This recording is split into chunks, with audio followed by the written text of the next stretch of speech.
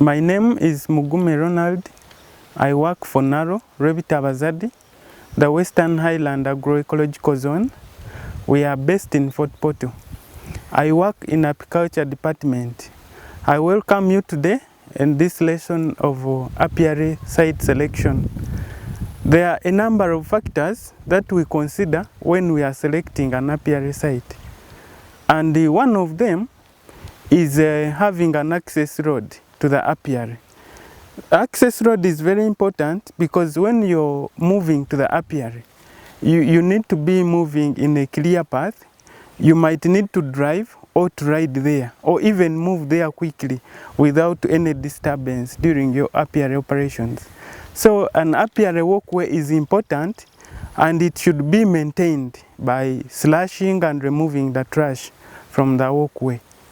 Then the other thing to consider during apiary site selection is shade in your apiary. Shade is very important. You know, when bees are working, they don't need a lot of sunshine or a lot of coldness. They need moderate temperature. When it is too hot, they concentrate on regulating the temperature, trying to lower it. And there they will concentrate on fetching water, and then they are trying to fan and cool the hive. But when the temperatures are low, also, the bees just remain clustering inside and they don't go for work. But when the temperature is moderate, the bees are able to do other works like collecting pollen, collecting nectar, propolis, cleaning, without any interference. So that's why in our apiary sites, or the sites we're going to select, we should consider shade for the apiary. Then the other thing, you need bee forage plants. Like in the pictures you will see, we have angel's trumpet. Angel's trumpet is one of the bee forage plants that is preferred by the bees, and it is very important for nectar and pollen. So you can see my walkway is slashed very well, and on the sides, to utilize the space, I have used the angel's trumpet on both sides, and then I can walk through the apiary. So bee shades are important. They provide you nectar and pollen for the plants, but also at a certain time they can be shade for your bees. For example, if you sited a hive under a big shade, for example like bottle brush, if it is a big shade and you site under, so it will be working on many things. It is a bee shade, but also a forage plant. So also forages are important. Instead of bees going very far to collect nectar and pollen, they can still collect it from near. And so when we are looking at forages, there should be varieties of bee forages, because different forages secrete nectaries and pollens different hours of the day. So to occupy your bees, you need a variety of forages. As you're going to see in this lesson, we have angel's trumpet, we have ochimum, we have Calliandra, Calothysis, we have bottle brush, to mention.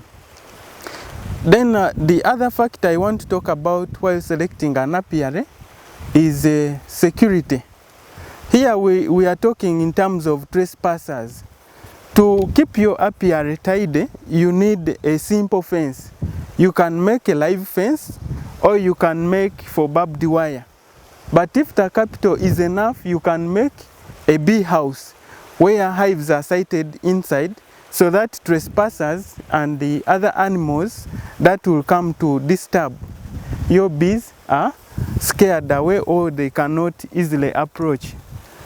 Then the other factor, we need water in the apiary site, but it doesn't mean that you have to site in the swamp, or you don't advise people without water sources to have bees. No, you can bring water containers close in the apiary and then put floating bodies in the apiary. Then bees will come and step on the floating bodies and then take the water. Water is important for the bees in many ways. To keep the brood combs moist and larvae We have never found a comb dry. It is because of the water the bees collect and then they come and regurgitate it around the comb. But also we don't find the larvae is dead because there is a kind of, you know, there is a royal jelly, but also there is kind of water around. Then the other function is diluting brood food. When the young bees are being fed, they first, the worker bees will mix a little bit of water in pollen or in honey to make it soft for the young ones to feed. Then the other function for water is regulating the temperature. When the temperatures are high, the bees will go to that water source you have created and then bring it. Moving on with other factors, you need to consider the gradient of the area. Steep slopes are not advisable for apiary. Remember, when you're in the apiary, you have a bee suit around you, you have gumboots, and you're carrying buckets or a hive. There's a lot of slip and fall. So you need to site your apiary in a gentle sloping or somehow flat. But we don't need where there is stagnant water, because stagnant water will bring a lot of problems. Many pests will come and the bees will not like that area. There will be a lot of abscondment. Then also you consider distance from farm activities. Here we talk about if it is a big farm, don't site close to the other enterprises like animals, like goats, pigs, things like cows, chicken. They might disrupt it. So we consider a distance of about 100 meters away from those other farm activities or enterprises. Because our bees are a little bit hostile, so they need a quiet environment. So it should be a little bit away, but accessible.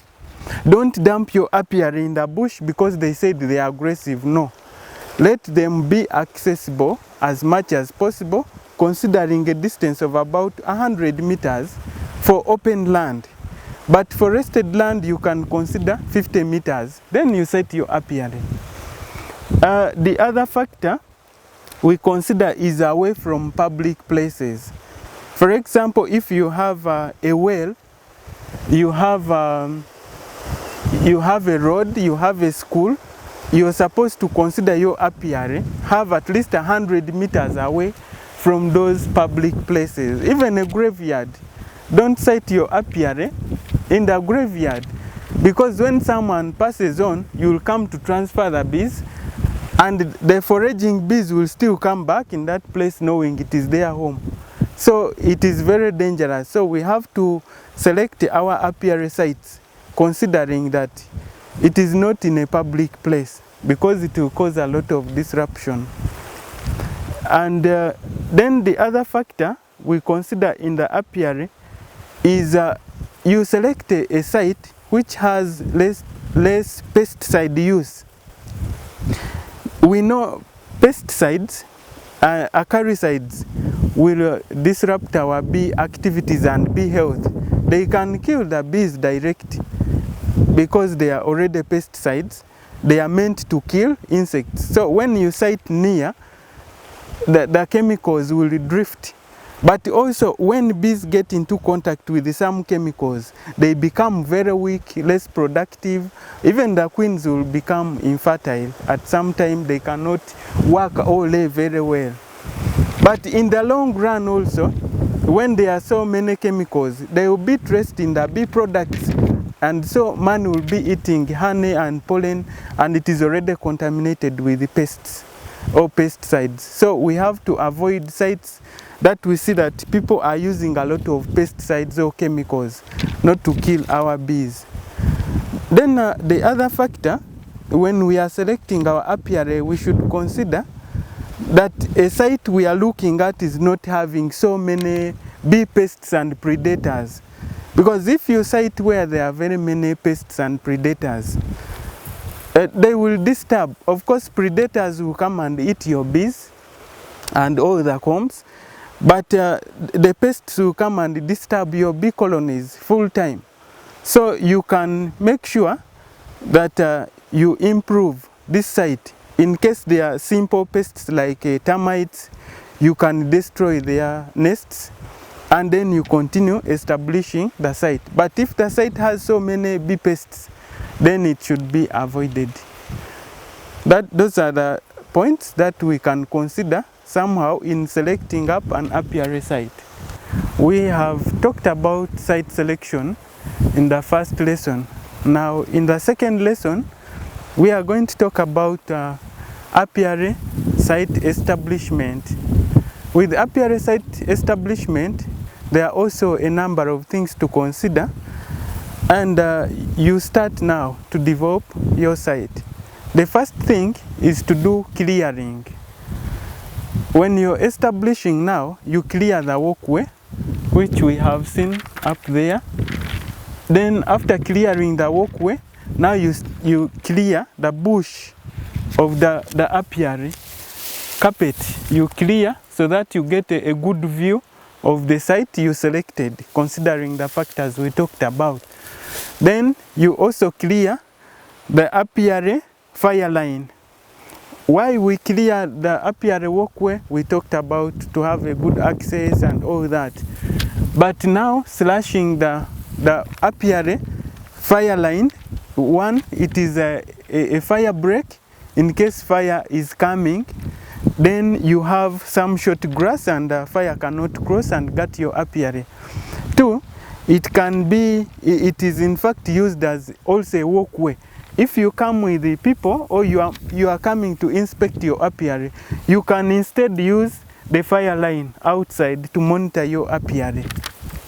Then why you also need the fire line, it can be used as a first address point. When you have guests, you can use that area of fire line, which is about 10 meters away from the fence.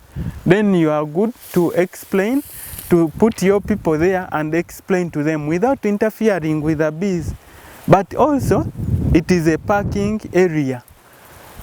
You can park a vehicle there, or when you have come to pick materials or products from the apiary, you can park in the apiary fire line and then you take them. Then I talked about clearing the apiary floor. You can see how you need to clear to have a good view. So we have already cleared the site. Site clearing has 3 folds. It has the walkway, it has the fire line, and it has the real apiary floor where you want to establish. So after that, you can establish now the bee forages. Since you need plants to be establishing themselves, you can have a number of plants to consider. For example, you can consider ochimam. Most people call it mujaja. So you can plant ochimam for your bees in the apiary, because we said in a site you need forages. But if you don't find forages of your like, then you plant the preferred forage. Why could you decide to plant the mujaja or ochimam? Because it has a long flower which starts from down here, it flowers up to the end. Now, you can imagine this flower started from here, but now it is here. Some time has gone. So we need flowers that are blooming for a long time in your apiary to keep your bees busy, because bees are also busy all year round, so they need busy plants. And the ochimam was considered also because it secretes pollen and nectar all year round, and bees start on it from morning up to evening. So it is a full-time plant and it is less affected by weather. So remember, we are still talking about site establishment. So we talked about establishing forages. I talked about ochimam, but now we also have Calliandra calothysus, which is here established in the apiary. It is working as a windbreak. It also provides a simple shade for our bees. You know, cool air is needed in the apiary. But also up, we have our flowers. You can see our flowers are here. In its time of secreting pollen and nectar, we shall see the bees come here, probably starting from 4 to around 6. The bees will be here. We should know that different plants secrete nectaries or pollen different hours in the day. So after establishing the bee forages, because different bee forages have different spacing. Here for Calyandra, we planted a block at 2 by 2 meters and we made it a block. Then for Ochimam, we also planted at 2 by 2 meters and it is a block. Then we have other forages down in a good arranged way. So while we consider the top part, you can see the upper side has some gardens. So we said we have to consider like a simple forest around to stop the bees from flying direct to some simple gardens which are up here.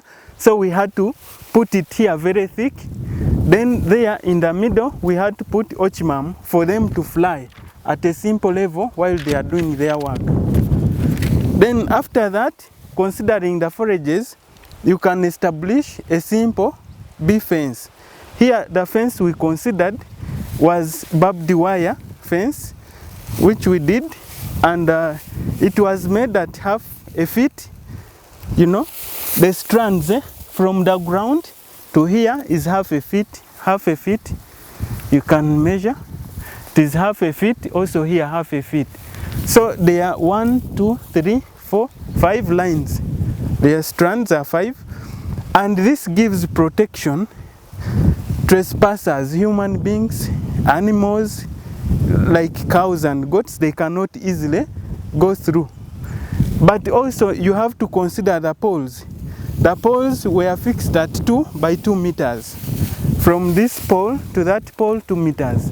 From that one to the next one, 2 meters.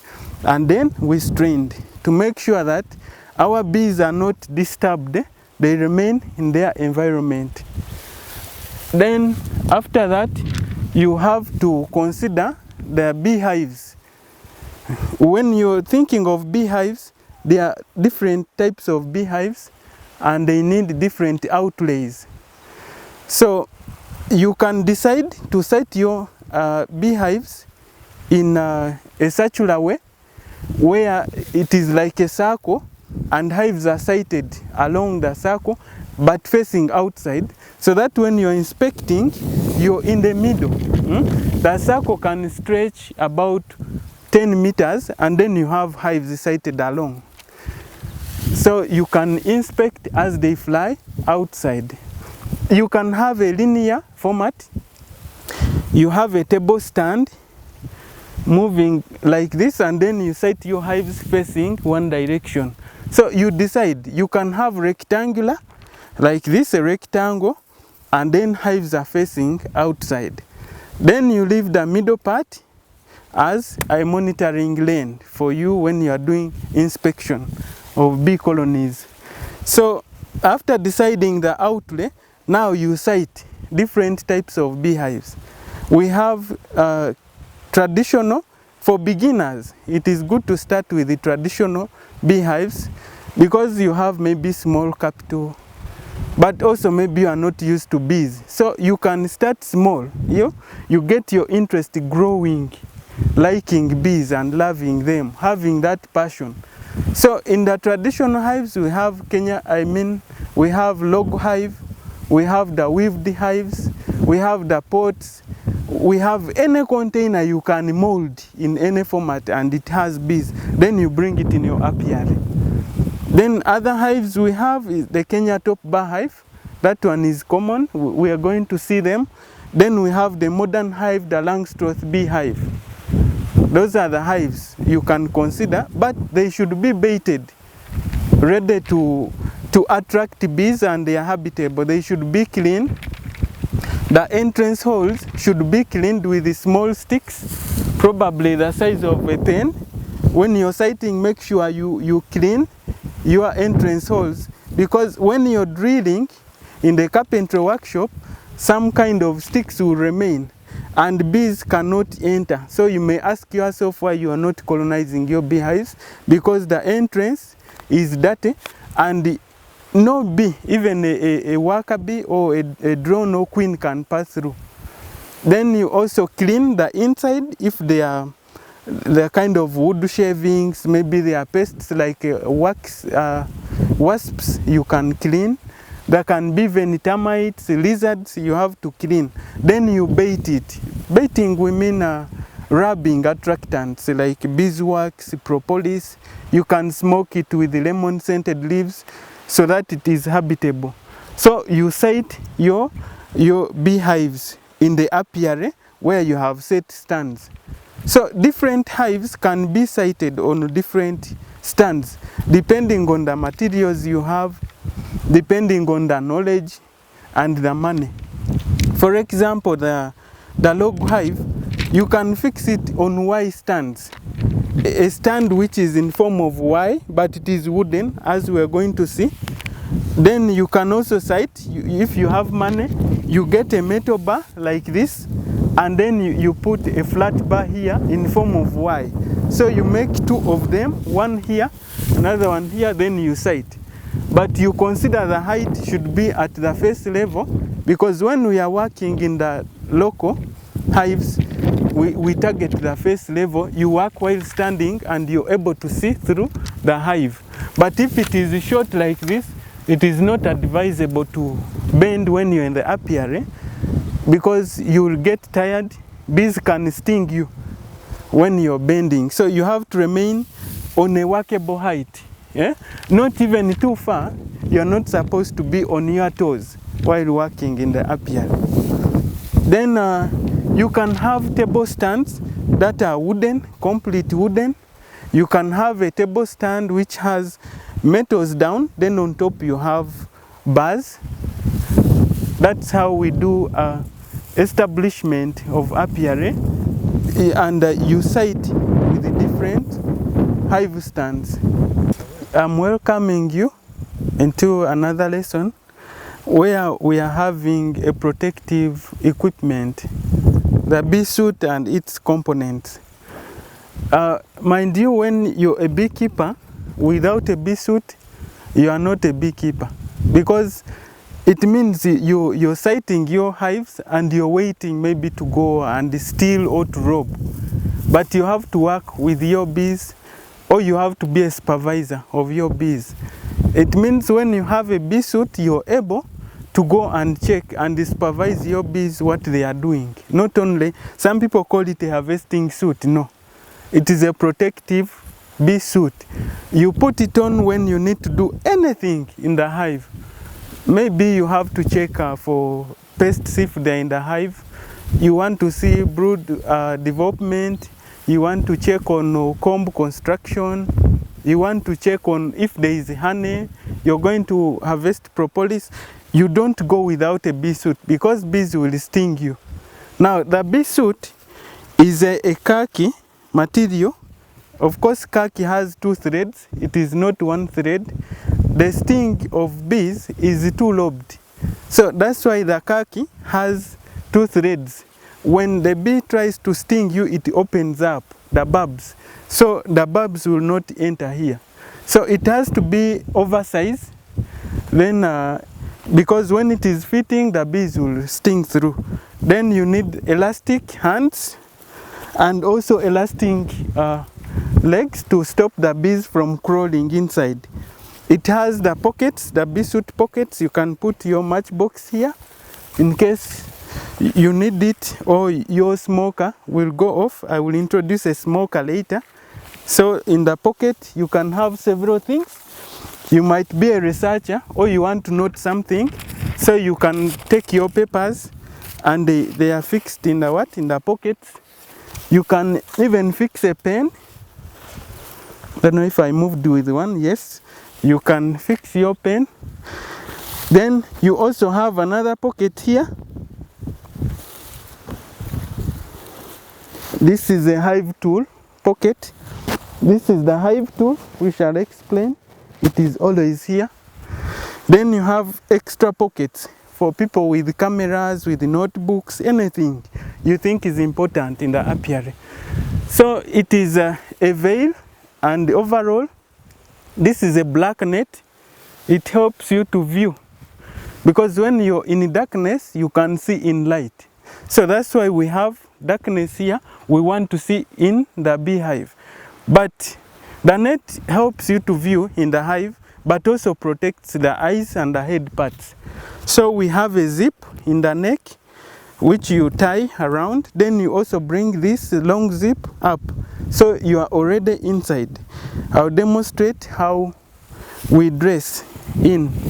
Then you have bee gloves, the rubber bee gloves. They are plastic in some cases. Because of this nature, the sting will not go through, it will just slide on the plastic. But if you have gloves that are made of a cloth or leather, you will kill very many bees, because the stings will always enter into. But here, you work gently as you continue with your activities, and the stings will be sliding off. You will not be killing very many bees, and you will not feel the sting in here. So the gloves should also have elasticated hands. Then we have a bee smoker. Why we use a bee smoker in bees? Because bees mostly communicate using pheromones. Different smells are detected and bees take response. So when you're using a bee smoker, we have used dry cow dung. This one brings white shoot smoke, which is in white shoot, as you can try to see, but also grass which has dried and remained green. It will give you nice shoot, which is not blue. Blue smoke is bad, it is hot, but this white shoot here, it is very good, it is cool. So why we use it? To disorganize the communication. When you smoke here, like this, in the hive, you disorganize the pheromone produced by the queen, and you continue working. As in, signals will not be very well transferred from one bee to the other to take action. So that's why we keep smoking, but working gently. So when you're a beekeeper, these are the principal tools you need. You need a bee suit, you need the bee gloves, you need a bee smoker, and a hive tool. This is a hive tool. You can call it the spanner of the hive, or the master key of the hive. Without it, you can do less, because it helps you open the cover. Remember, the cover is propolized, fastened with the propolis, and then you can lift. Then it can cut hard pans of propolis using this side. If it is a Langstroth hive, this side helps you to lift the frame of the Langstroth beehive. So this tool is as well important. So I want to demonstrate how we put on a bee suit. So you're supposed to have gum boots, but for me, I don't have them as of now. But hopefully these shoes will work the same, will serve the same purpose. So you remove your shoes or gum boots and then try to fit in. So I'm going to dress up smartly, then we shall go into. You can first fit in the right leg gently without damaging the bee suit, then the left.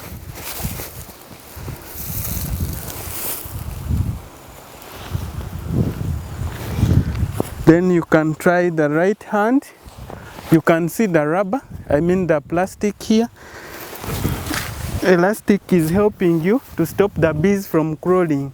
You can see it is not fitting, it is oversized. We don't want the bees to sting you. Then you pull up this zip up to half.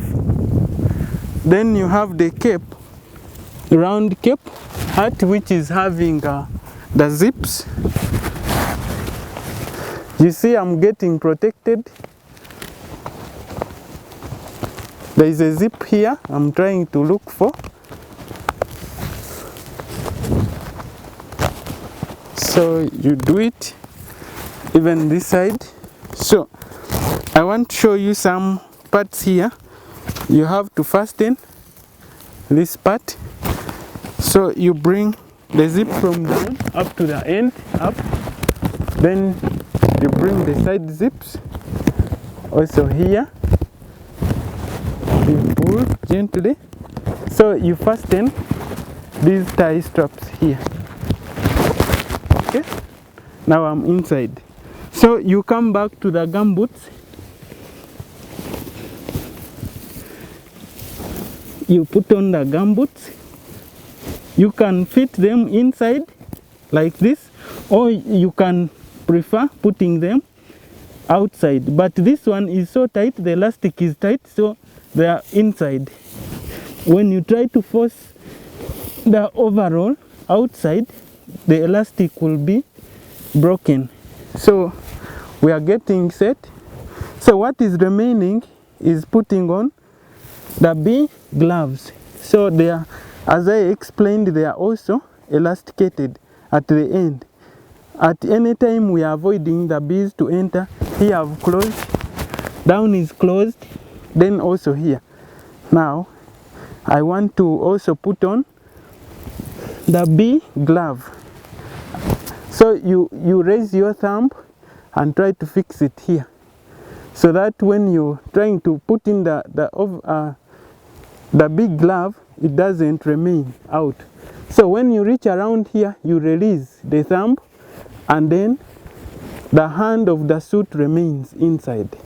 So you dress in very well. You see here is elastic, so it cannot allow any bee enter. The same way, you raise your thumb a little bit, hold the suit, and then you put on the big glove. Reach here in the middle, release, and then you pull. So you're good to go in the apiary. So I told you the hive tool, the pocket is right here. Matchbox is here in case our bee smoker goes off. It is here. So you have more of the lighting material, excess. You have more fuel, the grass and the cow dung. So you have to lift them and go to the apiary and do your planned activity. As you smoke yourself to get engrossed into the smoke, because the bee suit may have a different smell which will attract bees to sting you. So you smoke yourself as you go to work into the apiary to do your planned activity.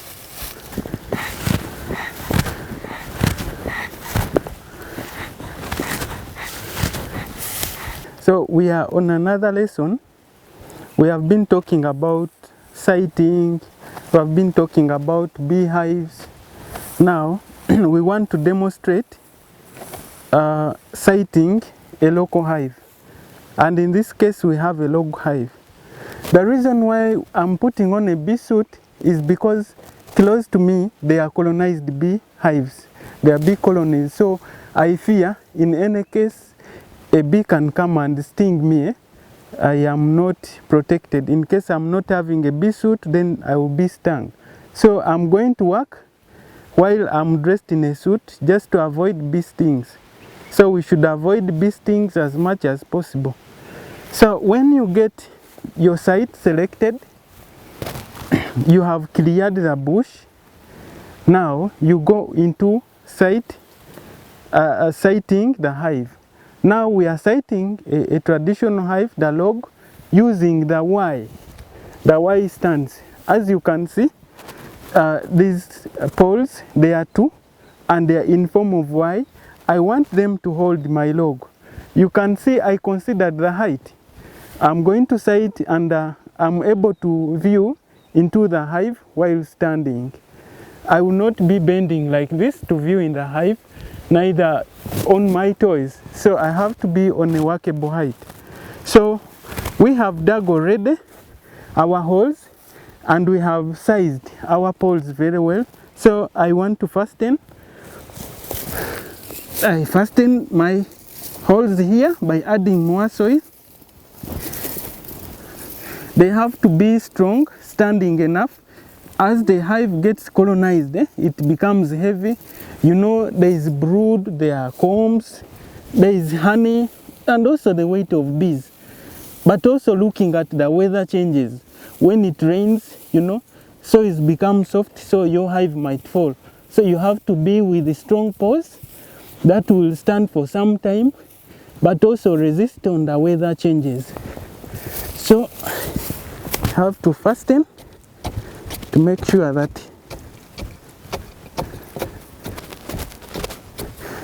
it is strong to carry. And when you're working in the apiary, you minimize on the noise.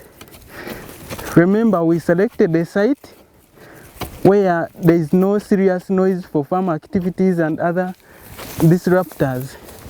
A lot of noise is detected by bees, and they come to find out who that person is making noise, and then they sting, of course. You can apply a ring of grease here to stop the crawling insects. Also apply a ring of grease here to stop the crawling insects into your hive. But also we considered shade. You can see our hive, once sited here, it is able to receive some shade to keep the bees active. Then you can see the forages around. So then also the gentleness, you can see it is not steep, it is gentle. So it's a good site we have selected. Now the hive is here. We have baited it. It is a log hive. These are the entrance holes. So we said when you're going to site your hive, you bait it. We have already baited it with beeswax rubbed inside there.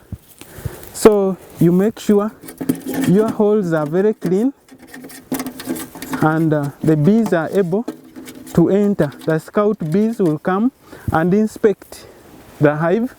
If need, they can even clean more, then they can go and invite. So this is the entrance and this is the hind. So this is the hind, removable, but the front is fixed permanent but with entrance holes. The reason is, when we are working with a traditional hive, you know, you don't open the front. The bees have an arrangement. They put pollen here, put brood in the middle, then the food stores, the honey, is behind. So when you're coming, you inspect, you smoke it. When it is colonized up there, you smoke it, call the guard bees off duty, then you smoke, and also behind. You give it some time, 2 minutes, then you smoke again. You see my cool smoke, it is not blue, so it is cool. You smoke the hive entrance, the guard bees will go off, then you smoke, and then you will come to open. So I was demonstrating just in simple how a log hive is. So I told you we have a hive tool. Now you see I'm already using it. You make sure the hind cover is fixed well. So 2 people are better than 1 working in the apiary, but here I'm going to work alone because this hive is light, so I think I'm able to carry it. But if it is heavy, make sure you carry when you're 2 people. So I want to site it facing that direction, so that when I'm inspecting, I stand this side. So it is being sited. I'm now correcting the entrances to make sure it is aligned very well. I have to remove all the foreign materials. Then I check whether the hind cover is fixed well, and wow, I think it is done. We have sited a log hive on Y stands. On the site we selected, it is in the shade, forages are around, and the slope is not much. Thank you for following. As you can see here, there are Langstroth hives and KTB hives the other side. But when you look at the stands, the KTB stand and Langstroth stands are a little bit short.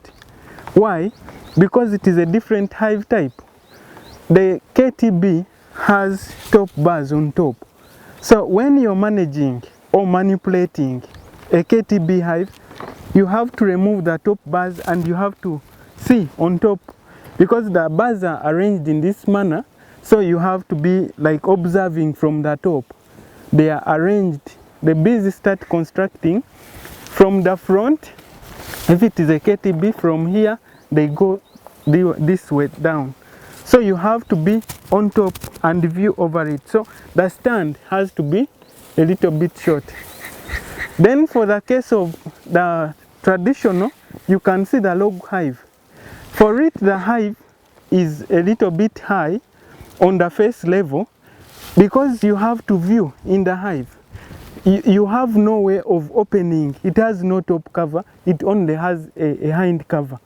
So the only way to look through is through the hind cover, which we fixed temporarily. And it is easy to remove it. And the combs are arranged in this way. If it is round like this, so expect the combs in the log to be in this way. So it's better to view from this side while standing. So that's why you see different hives have different stands, depending on the hive type and the management practice. Thank you very much.